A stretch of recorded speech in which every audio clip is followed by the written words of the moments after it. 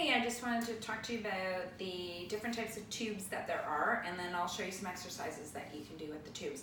So these ones are, it's just like surgical tubing with handles, and then basically depending on the thickness of the tube, it will offer more or less resistance. Okay, so try it out in the store. Go to one of the fitness stores and you can see there's a whole bunch of different types. The other one that I'm going to strongly recommend that you get would be, these are just the surgical tubing is kind of naked.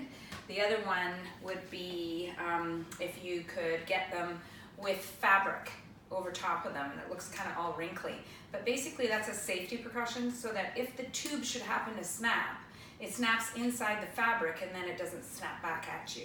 So not a bad idea, and they'll come in light, medium, heavy, ultra heavy. So again, just try it out at the store and see which one works best for you. Okay, so I'll start with, and I'm going to use the green one so you can see it.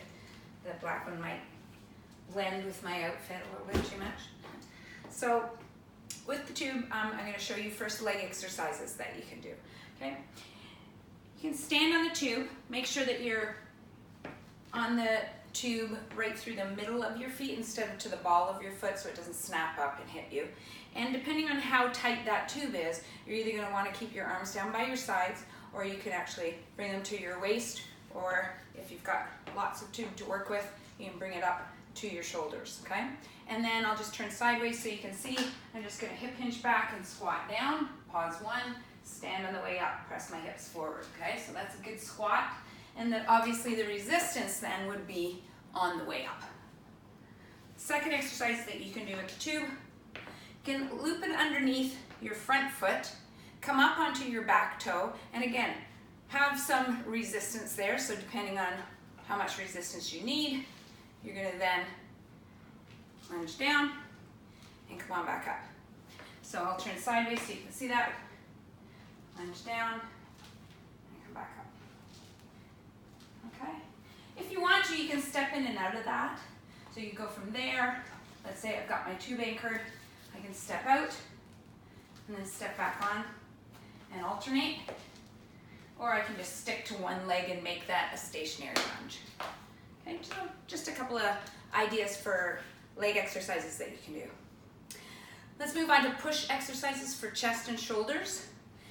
This one, I'm going to show you where you can use either a post or even wrap it through the handle on a sliding door or around the leg of a treadmill.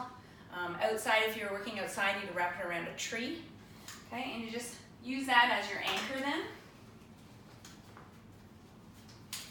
And I'm going to turn my back to that anchor point. And then depending on how much resistance you need, you'll move away from that anchor point or you'll move back in.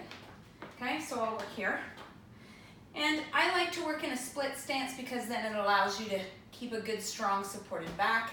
If I'm in this stance and I push out, I have a tendency then to feel that in my low back. So I'm going to encourage you to get into a split stance. With any chest exercise, lifting your chest up, keeping your shoulders packed down is good, and to really make sure that your elbows don't go behind your shoulders. That's going to save your shoulders, okay?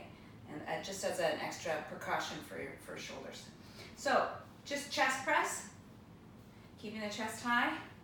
And you can go at a faster pace if you want to, or you can add some more tension, move away, and go at a slower pace.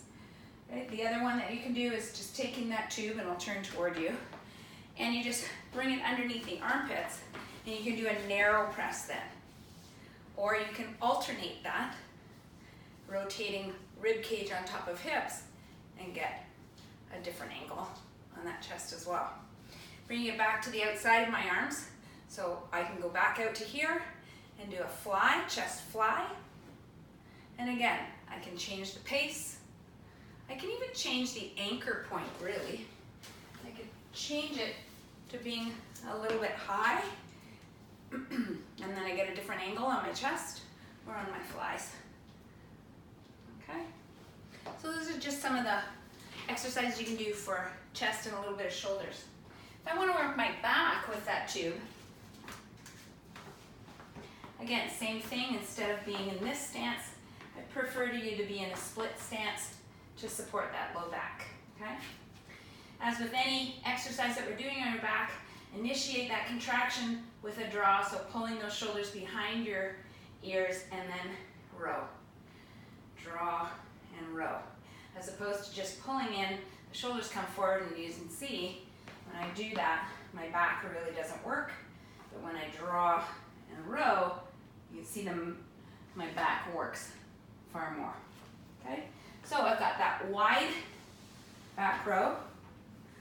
I could do thumbs up and do a narrow row, draw and a row. I can do alternating narrow or wide rows. I can do a bent over, like a lat pull down, keeping your elbows wide, and draw your elbows toward your back pockets, and keeping your hands and your elbow parallel to the floor on that. I can step in a little bit more because you'll need quite a bit of tube for this, or less tension, and you can do a straight arm pull through.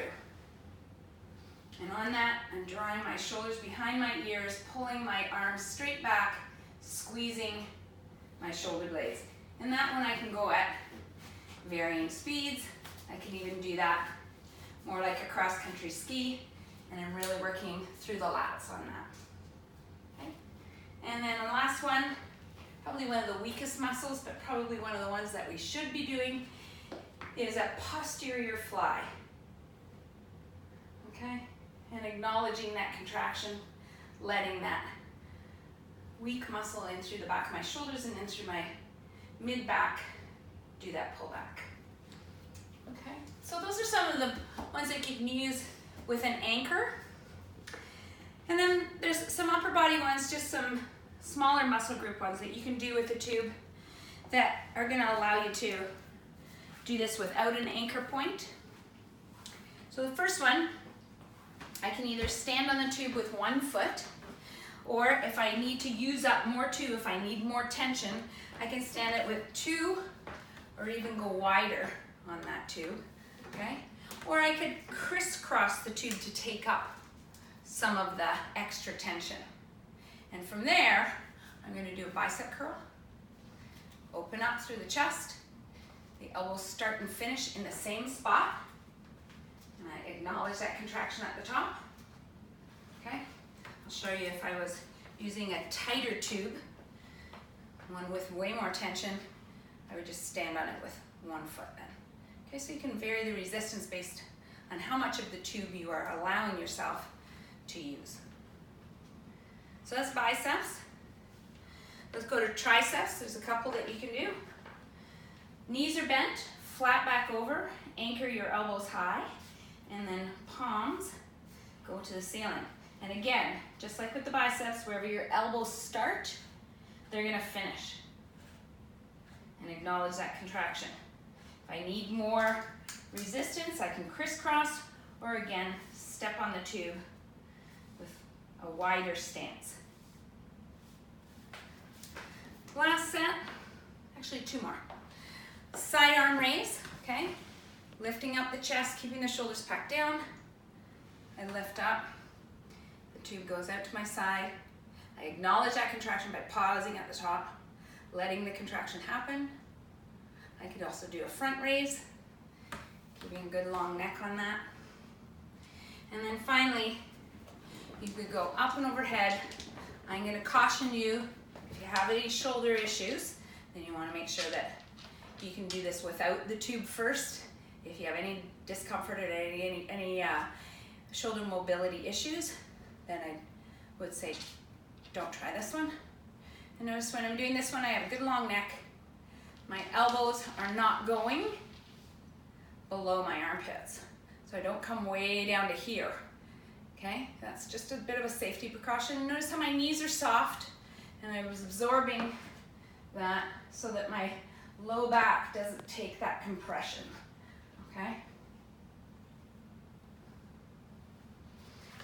And just while I'm wrapping up, one last one that I love to do, again for that weak muscle.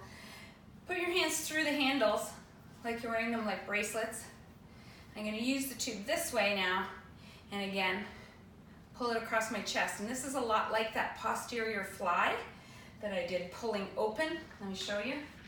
Pulling open, and the back of my shoulders, called deltoids, or the muscles that are between my shoulder blades as well, called your rhomboids, are doing an awful lot of that work. So with any of those exercises, you can change the pace. The slower you go, you're gonna need a little more resistance. The faster you go, you need a little lighter resistance. So, and this is the downward dog. Maybe anyway, hopefully that helps you guys. Take care.